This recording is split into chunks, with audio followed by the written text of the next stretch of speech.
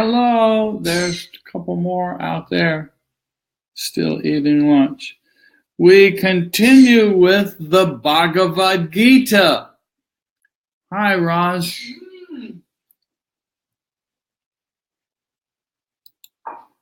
And we are well into getting near the end of chapter 18, the last chapter of the Bhagavad Gita.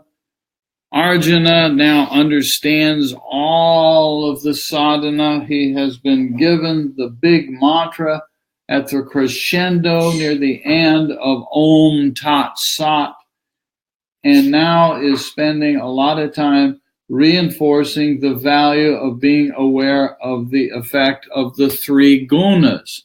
Hi, Adi. And there's Adi. Boy, we're in trouble now. Adi will keep me on my toes. Hello, Urban. Less than a month. In less than a month, He'll be doing here. this. He will be sitting here, waving at somebody. Yes. Maybe we should send you into the other room so you can watch him sit here and wave. Right. Yes. You can log in and do like that or something. Like that makes it See, he official. actually says, hi, Mom. Well, there. that's very sweet. Hi. That was sweet. And so, all righty. Here we go. And the Dosawala is here. Raj is here. And so, oops, somebody else just clicked in there. And there's B. Hi, B. One of these days, B, you're gonna have to get a photo of some kind on there, because all we see is that little gray and white little silhouette thing from the Facebook people. You can put a flower. You could put a flower or a something, some pretty anything. Maybe she's not real. Maybe she's not real. Yeah, she's unreal. She's the formless B. Mm-hmm. And there's Anjan. Hello, Anjan. See, Anjan says hello and put a little flower there. That's kind of cute. And so, okie dokie, here we go. Krishna says, there is no essence in the earth, in heaven, or even among gods that may be free of these nature-born gunas. Free. The gunas are everywhere. What you gonna do? Yeah. I don't know. All that exists on this earth, this is Swami Rama, all that exists on this earth, in the sky, and in the heavens is enveloped by the three gunas. I find that a very beautiful choice of words, enveloped by, because it allows to be the reality that Atman is at the core and that it is enveloped by gunas. And together that forms a jivatma, a soul, and it can go zipping around here. It's like an envelope. It's like an envelope. That's where the word comes from. It gets mailed from one place to another. It gets mailed from one place to another. Yeah. That's why I like it. These three qualities stage a drama for mankind, and all kinds of people participate in that drama. Some are called sattvic, some rajasic, and some tamasic. And so with that principle, there is plenty of room for there to be virtually infinite kinds of personalities and forms and bodies and all of that kind of stuff. Ooh, here comes the chocolate hummus. Matri made some chocolate hummus. It's absolutely delicious. I was gonna eat it. Everyone plays his role according to nature. I don't. Well, you stole that from him? Yeah. Uh-huh. I'll just do All right.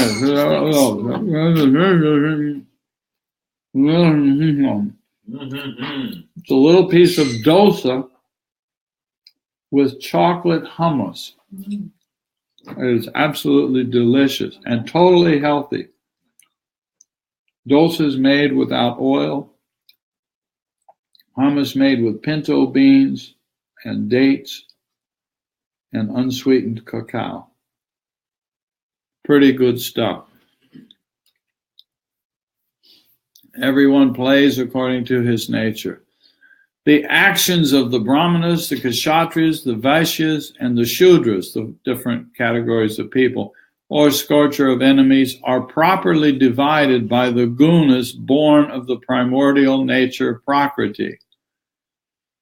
I think there's something very significant in remembering this. This, if understood well, means that we all are born with our samskara, with our karmic nature, and they're all valid, and inside of that envelope is Atman for everybody.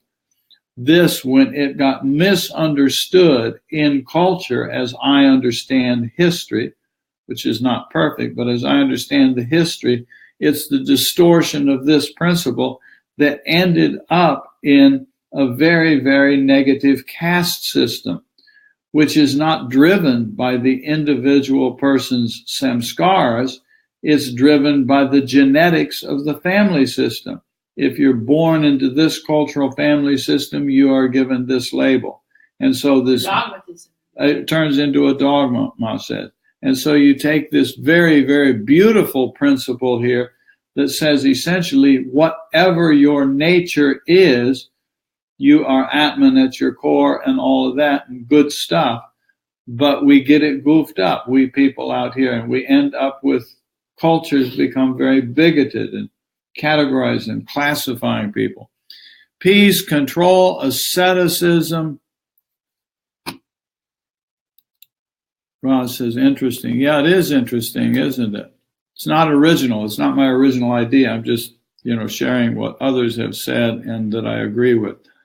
Peace, control, asceticism, purity, forgiveness, simplicity, knowledge, realization, and positive belief are the actions of a Brahmana produced by nature.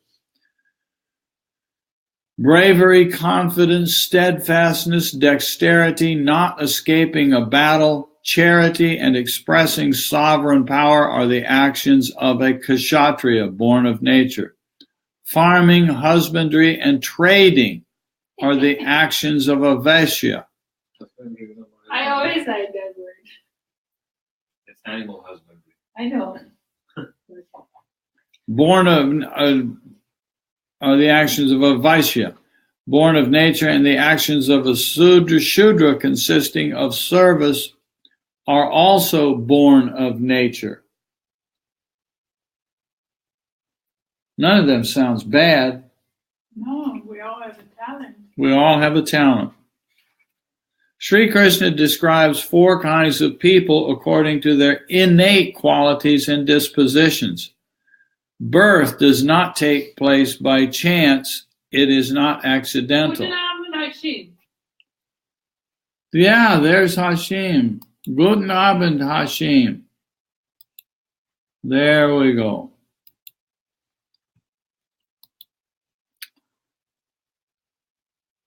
Birth does not take place by chance. Now, here's another treat, another way of saying this, that it's the samskaras that determines the birth. So that it means that there's plenty of room for some correlation of the samskaras that would drive us, and this is my choice of words, into a particular gene pool, into a particular set of genes that matches my samskaras. And yet if we overdo that, we end up with a problem. Our desires and actions from the past lead us to our circumstances, abilities, and desires in this birth, and that which we desire and do now determine our future. For myself, I know I thought, how in the world did I end up in this country, in this culture, in this family, in this thing? I must have really screwed up somehow. But over the years of thinking about this life, I realized that I came into a culture and a country and a state of world where I was a participant in the revolution, the social revolution of the 1960s. I turned 18 years of age. I came of age in the 1960s, a time of turmoil in the world, but it was a time in which all the social norms were being set aside. And so I got to live in a youth where there were tremendous, it was crazy, but tremendous opportunities to be an oddball and to be different and do all of that sort of stuff. And so it was, through some samskaras, maybe. yeah, got burned through some samskaras. And so in a way, I came to realize over many years of feeling like, well, something went wrong in this karma business, that no, it's a perfect situation. Here's another little tidbit that I'll share. Notice that in a lot of our modern cultures, we get to have multiple job careers in one life. You do something for 5 or 10 years, you say, I don't want to do that anymore. You can go back to school, learn another skill, and completely change career fields. I know engineers have become doctors. Yeah, Rod says he knows engineers who have become doctors. And in different times, different eras, and in different countries and cultures, even right now, that's not possible. You're fixed. You're in a thing, and that's it. There just is no, what do you call, mobility. There's no career or social mobility. And so anyway, that's pretty good stuff. So I'm just saying that in my own personal life, I realized, wow, maybe there is something to this. I also like this quote that Swami Rama says that some of our future leaders had to be born right in the middle of it. Some future leaders have to be born right in the middle of it. That if you grow up in it, you know it through and through. Yeah. Instead of being somewhere safe and then. We experience desires, and we also act according to those qualities or samskaras that we carry from our past.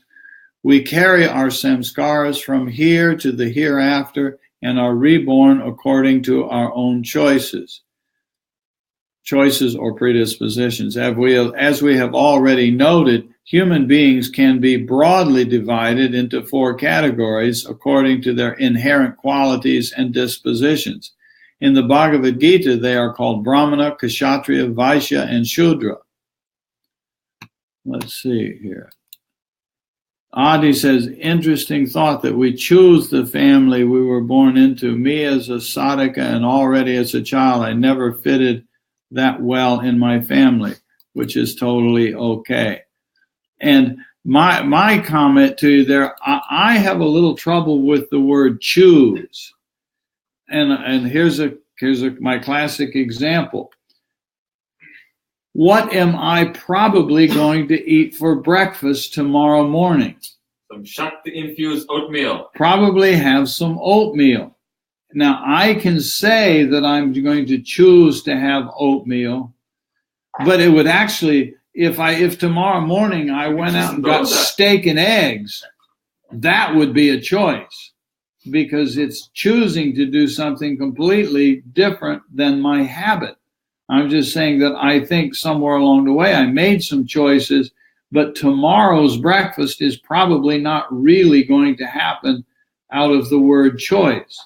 It's going to happen because of habit, because along the way I have chosen to eat that food. It's good, it's healthy, it's tasty. The nice thing about habit formation, it saves energy. It saves energy to form your own habits. Anyway, so I'm just saying I have a little trouble with that word choose, and yet I understand it's there. And so then we ponder it. And this is part of what I was trying to say about my own life. How did I end up in this crazy situation? And as I look back, I realized that, it was a match. It was a perfect match. And so I got to work through some challenges, some samskaras, some difficulties. And so we all do that, So as a child, I never fitted that well. Well, I know that feeling as well. I think probably many, probably most, meaning probably over 50% of the people that I have met that I got to know reasonably well that are interested in sadhana come from a background that is not perfect, and are able to see then over time that, wait a minute, but it was a perfect match because it allowed me to have these other benefits. He can drive backwards really fast. That's because of the family he was born in. Adi, Yeah, did you hear what she said? She acknowledged, Matri acknowledged, Adi, how good job you do, how to drive backwards very fast. And look at he grew up on a farm and knows how to run tractors and do all those kinds of things. Those are some pretty good skills. And says Raj, besides, it couldn't have been another way because that's how it happened. It couldn't have been another way because this is what happened. Anyway, so it seems to me it's useful for all of us to ponder these things because of our own circumstance, and gradually we come to figure out, this really somehow does make sense. And then Adi says, but I understand what you're saying. And we're all just pondering this. We're taking the wisdom of the yogis and the sages and the people who are more advanced than us, like a Swami Rama, like a Krishna, or Vyasa, who wrote it. And he said, I understand. He says, I understand. I see. Johnny, I was adopted at 2 months, the only redhead in the bunch amongst many aunts and uncles. Yeah, what happened to that red hair, Johnny? Where did it go? Oops, show. But even that, then indeed, is just the way things need to flow. And it's just not that everything is fixed, but some experiences. Really, and that's why I said, to me, we each ponder our own situation. We think, what is it that led me into certain circumstances? And maybe somehow these things make sense. They seem to. We carry our samskaras from here to the hereafter and are reborn according to our choices or habits. As we've already noticed, human beings can be broadly divided into 4 categories according to their inherent qualities and dispositions. In the Bhagavad Gita, they're called Brahmana, Kshatriya, Vaishya, and Shudra. The Brahmana quality is found in spiritually inclined people who know that May I say one more thing? Who know that the purpose of life is to attain tranquility. In a way, we can choose, but that has to do with now. Well, that's what we do now. That's not what brought us into this life. So we can choose, in a sense, not really exactly our next birth, but by doing things. We make now. choices that, but then when the next thing comes, we end up then with, is tomorrow's breakfast out of choice? And I'm maintaining that it's not fair for me to say that tomorrow morning I'm going to choose to have oatmeal. If we were eating steak and eggs and having really poisonous, terrible for your health and not sattvic and rajasic and tamasic food, then we make choice and we struggle and gradually we change that. And what do? Then we develop new habits. And then we don't have to keep making the same choice over and over. We're following our new habit. These aspirants practice self-restraint and self-control, and they gain knowledge of both the internal and external worlds. They also have a profound knowledge of life here and hereafter. They are empowered with the sattvic quality because they have strengthened that quality in the past. That's the key, is we strengthen the sattvic quality. Then it becomes a habit. These brahmanas are called brahmanas not because they have inherited wisdom from their ancestors, but because they cultivated that disposition and with sincere efforts in their past lives. Sattva is not received through inheritance, but it is the result of one's own efforts. Many times we find that a vagabond or ill-mannered and irresponsible person is born into a family of brahmanas, and often a man of brahmanic qualities and disposition is born into a Shudra family. It is said that everyone is like a Shudra by birth, but one becomes a Brahmana only by his own efforts.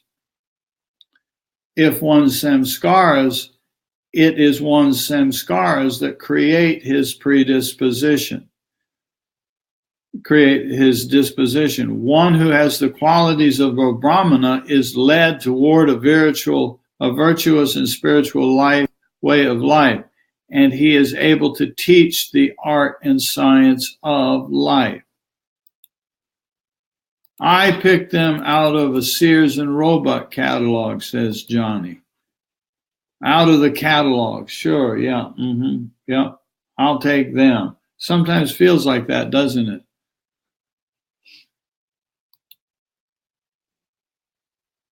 No, where was I? I'm still on the Sears Roebuck catalog. Rajasic qualities are seen in the personalities of Kshatriyas. They have valor, courage, and the ability to administer and rule. The Rajasic quality and disposition leads one toward an active and creative way of life. The Vaishyas are another class of people. They are less endowed with sattvic and rajasic qualities than the people in the first two categories. They like to trade and conduct business. Shudra is the category of people who are not fit enough to tread the path of spirituality. They do not have zeal to be active, they lack courage, and they are not fit for trade and business.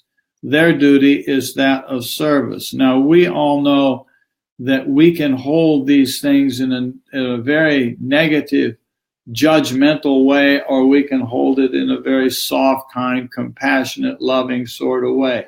It's just people are in different places. In ancient times, this division into classes, well, here, I thought, Swami Rama was going to explain it in better words than me. In ancient times, this division into classes was the basis for the distribution of labor. It was designed for the well-being of society. One's position and work was determined according to the qualities he possessed. Over time, however, this concept of categorizing individuals according to their abilities has become distorted and used to separate people based on their caste, color, race, culture, or religion. That creates both psychological divisiveness and conflicts in the individual, community, and nation, and it devalues human life.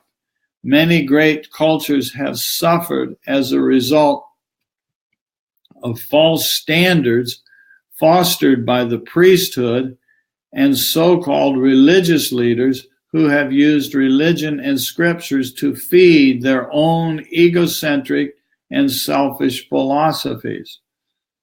These people are supposed to be the custodians of culture and religion, but they become caught up in the cult that serves their selfishness instead of propagating the fundamentals of truth. Instead of teaching unity, they teach diversity. Many societal diseases, such as disparity, illiteracy, malnutrition, and discrimination between the poor and rich, the knowledgeable and the innocent, have degraded the human being so much that we have forgotten the truth that all human beings breathe the same air supplied by one and the same Lord. No human being has a right to despise and look down on others and make others suffer. And any nation that desires to advance and march forward should first abolish such rules, ideas, customs, and systems that are the main barriers to the integration of the nation. The sense of inferiority and superiority and the resulting complexes are created by human society and not by God. Everyone should have the opportunity to rise, to think freely, and to contribute what he can for the well-being of society. Society generally considers those who perform services to be the lower class, but the Bhagavad Gita teaches that service is the highest of all actions. for it leads to liberation. Those who serve society in a way that others cannot should be adored and respected. There is nothing good or bad as far as work is concerned. Why should one think a leader is higher than a barber or a garbage collector? Such erroneous ideas cause suffering to both the individual and to the whole of society. The Bhagavad Gita integrates different elements of society into one, without which the survival of a society is ultimately at stake. The groupings of people described in the Bhagavad Gita is not meant to create disparity, caste, or rigid categories based on birth in a particular family. That would be opposed to the central theme of this sacred text. A person attains perfection when absorbed and delighting in his own act. Hear how one who is content in his own actions finds perfection, worshiping him with his act. He from whom begins all activity of beings, by whom all this is spanned and pervaded, a child of Manu finds perfection. We have a note here. Yvonne says, hello. Hello, Yvonne. Say hello, Yvonne. Hello. Hello. Okay, now we've all said hello. Hello, Yvonne. Verses 45 and 46 are conclusive as far as the caste system is concerned. These verses say that anyone who is sincerely devoted to his own duty is successful. Not only Brahmanas, Kshatriyas, Vaishyas, and Shudras, but anyone who is devoted to his duty can attain perfection. The aspirant attains success when he regards his duty as worship to the Supreme Brahman, from whom all human beings spring and by whose power they are able to do their work. One who surrenders himself with mind, action, and speech and makes Brahman the goal of his worship reaches Brahman. The student should remember that self-surrender, when one learns to surrender all that he thinks is his own, is the highest of yogas. Total surrender means total acceptance of the Supreme Self, capital S Self, in the place of the individual self. This should not be misunderstood and thus lead one to become inert and lazy, but should instead lead one to do all he can that can be done for the Lord. The attitude, I am thine and thou art mine, is the first step in the practice of self-surrender. The second step is thou art everything. And the last step is all that is conceivable and comprehended, all that exists is thou alone. That state of self-realization is attained by very few, only by those who have completely surrendered their egos and have realized the beauty and grandeur of the Lord of life. That realization is beyond I-ness and my-ness. It is timeless and infinite. Let's see, we got a little note over here. Adi says, step 2, everything seems bigger than step 3. All that is conceivable. Why comes 3 after 2?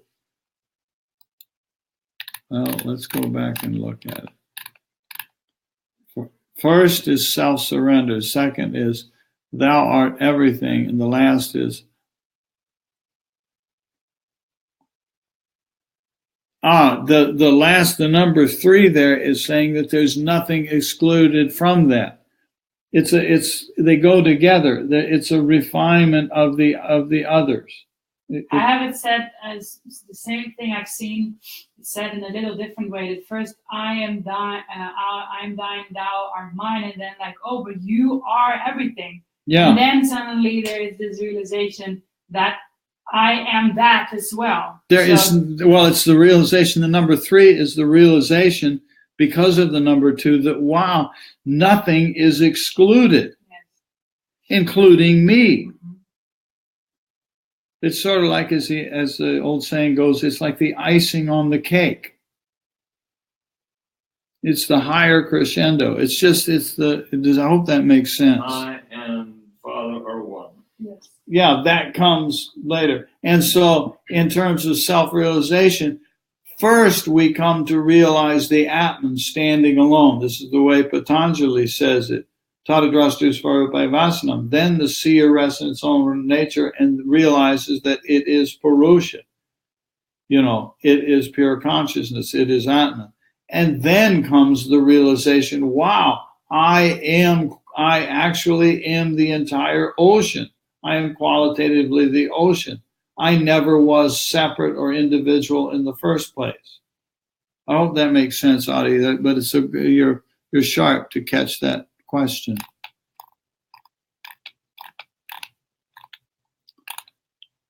I always love this phrase here. Better one's own duty or dharma, even devoid of quality, rather than another's duty, even though well performed. By performing the act determined by nature, one does not gather stain. One should not give up one's inborn act, even though faulty. All endeavors are accompanied by some fault, like fire covered with smoke. One whose intellect is not attached, whose inner instrument is conquered in every way, one whose attraction is gone, attains through renunciation the perfection of actionlessness. Swami Rama says, Sri Krishna explains that one should always try to understand his own character, abilities, and capacities, and that all duties should be undertaken according to one's own character. One should not abandon his own duty and attempt to do the duty of others. No matter how beneficial it might seem, abandoning one's own duty is unhealthy. If one abandons his duties and takes up the duty of another, there will be serious disorder in society. Good and bad are two values that we project onto circumstances according to our own viewpoints. Though one's natural duty may appear to be tainted with faults, one should realize that all actions are tainted with defects. As fire, which is lustrous, contains smoke, likewise no action is perfect in itself. One who is completely non-attached and continues to do his duty as best he can, renouncing the fruits of his actions, is a true renunciate. He attains the highest perfection. Note here, the way Swami Rama here is talking is that one becomes a renunciate right in the middle of a busy, active life. Every action in the phenomenal world is defective. No matter how good one's intentions, no action is perfect. If one gives something to another person with love and kindness, that action will produce pain if the object given is lost or broken, or if another person becomes envious. If one wants to practice non-injury and therefore avoids eating meat, he nevertheless must kill plants and other forms of life in order to survive. If Arjuna fights in the battle of Kurukshetra and becomes victorious, he will help his nation overcome evil, but in the process he will create immense suffering. One must be courageous and act to the best of his knowledge and ability in spite of the inevitable imperfections of his actions. and he should remain non-attached to the fruits.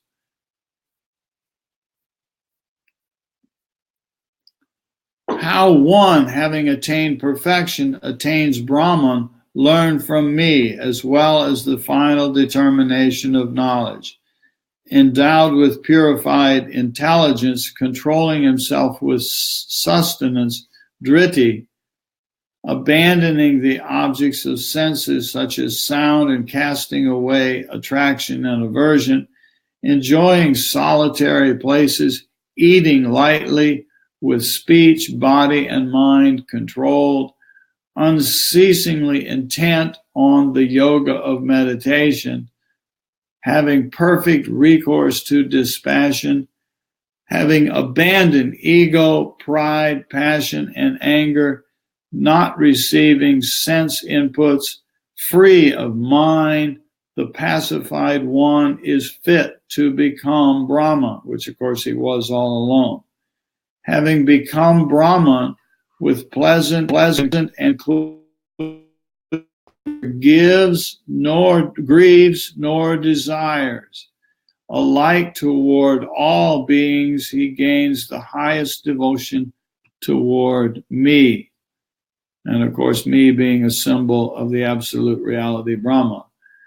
Through devotion, he recognizes me, how expansive and who I am in reality. Then, knowing me in reality, he enters me immediately. Even performing all the actions at all times, depending entirely on me, through my grace, he attains the eternal, imperishable state. Sri Krishna briefly explains how the accomplished yogi attains the highest Brahman. The yogi has to attain many realms of wisdom before he can attain the highest Brahman. In the first step, he learns to develop control over his senses through self-restraint. Okay? In the second step, he concentrates the mind, not allowing it to become distracted and dissipated. Okay? Got that? Next, he makes his mind one-pointed by practicing both meditation and non-attachment. Keep going. In the next step, he becomes a witness and does not identify himself with the objects of the world. Okay, let's keep going. In a still higher stage, he establishes himself in his true nature, peace, happiness, and bliss. And at the final state, he realizes his self as the self of all. And there, Adi, is another way of saying what you were questioning before. Each of the stages of wisdom is valuable and is an accomplishment.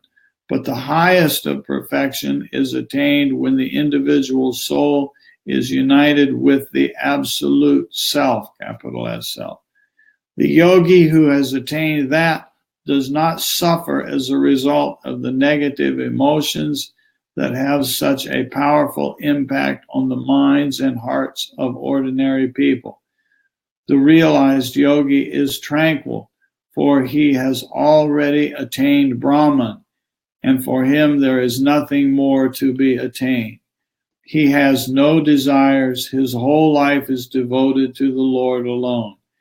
He has profound knowledge through direct experience of the greatness of the Lord, and he remains one with the Lord.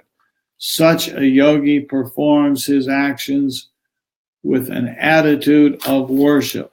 His whole life is devoted to the Lord, and the eternal becomes his permanent abode.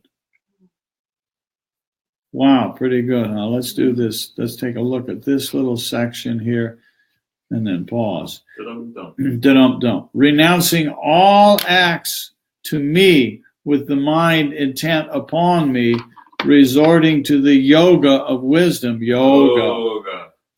Always hold your mind in me. This is the constant awareness that we keep talking about. Cultivating an attitude of constant awareness. Holding your mind in me, you will go across difficult passages through my grace. If, however, out of ego you will not listen, you will perish completely. Ooh, my.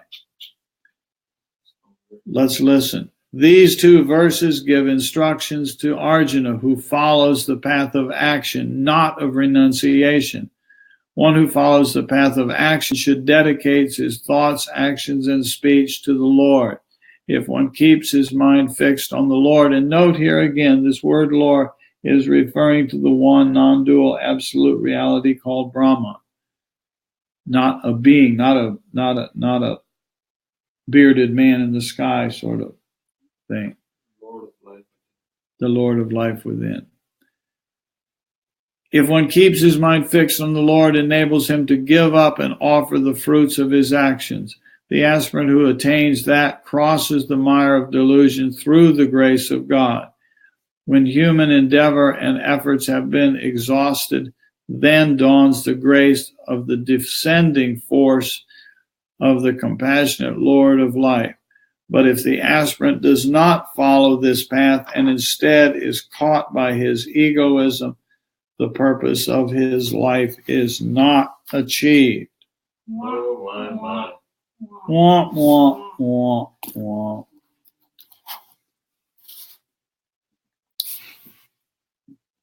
I'm thinking here, let's pause here.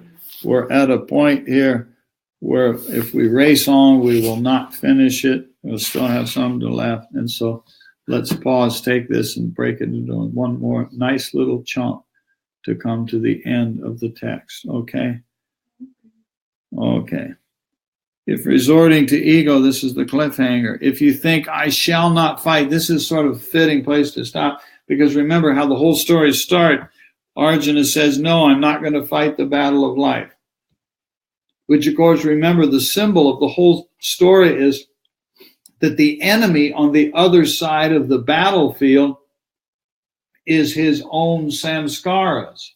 And it's a symbol of the battle of sadhana, where we fight against our own attractions, aversions, and fears.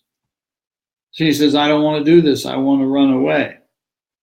And so we go through all of this learning about not doing that. And then finally, here we are. If resorting to ego, you think, I shall not fight, this, your resolve, is a false one. Nature will impel you to do your actions. You cannot escape, is the suggestion here. Your own samskaras will stop you from running away. Most of us, I think most of us know this in life, because we've tried in one way or another, most of us, to avoid our own inner unconscious and just keep painfully discovering, I can't get away from somebody called me. What else are we to do? I cannot escape me. Bound by your nature-born act, O son of Kunti, what you do not wish to do out of confusion, even that you will do helplessly.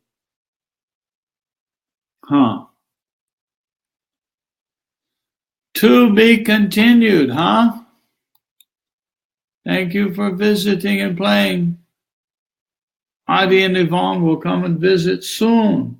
1 month. Within 1 month now. Within 1 month. That's going to be fun. All righty.